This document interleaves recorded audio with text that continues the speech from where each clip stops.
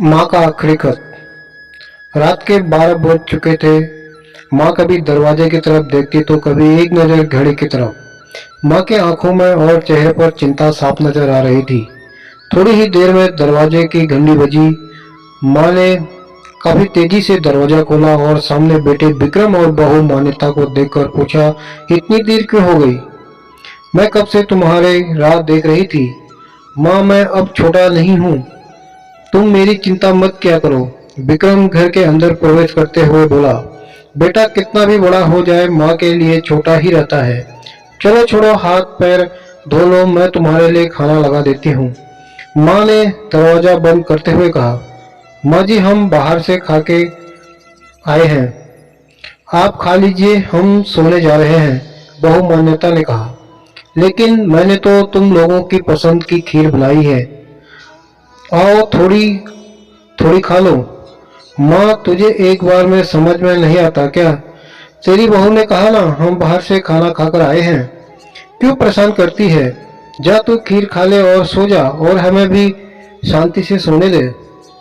माँ अकेले कैसे खीर खा सकती थी और उसे बिना खाए नींद कैसे आ सकती थी, क्योंकि बेटे के इंतजार में उसने भी कुछ नहीं खाया था। वह किचन में गई, एक गिलास पानी पिया और अपने रूम में चली गई।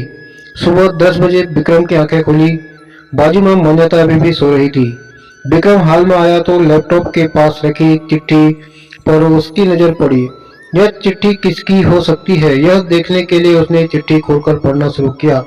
मेरे लाल, तू सोच रहा होगा कि एक ही घर में रहते हुए चिट्ठी क्यों? मैं तुम्हें बोलकर भी ये बात बता सकती थी। हाँ, बता सकती थी, अगर तू मेरी बातें सुनना चाहता तो। किसी एक्सप्रेस गाड़ी की तरह तू आता है और कुछ ही पलों में निकल जाता है। खैर वो सब जाने दो। कल तुम्हारा जन्मदिन था, इसलिए मैंने खीर बनाई थी। सोचा कम से कम आज के दिन साथ बैठकर खाना खाएंगे, मगर मैं यह भूल गई कि मेरा बेटा बड़ा हो चुका है, तो अपने दोस्तों के साथ पार्टी करके खाना खाकर आया। चलो, मुझे इस बात की खुशी हुई।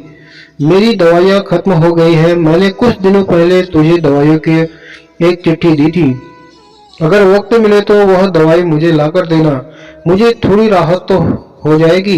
विक्रम को याद आया कि 4-5 दिन पहले माँ ने दवाई की चिट्ठी दी थी। उसने अपने ऑफिस के बैग में जाकर उस चिट्ठी को तलाशा और उसे खोल कर देखा। उसमें लिखा था, मुझे ऐसी दवाई लाकर दो जिससे मैं अपने बेटे को भूल सकूं।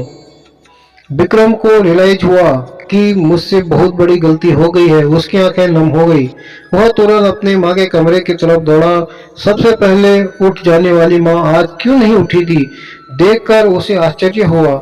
उसने माँ को उठाने की काफी कोशिश की, लेकिन माँ एक गहरी नींद में सो चुकी थी।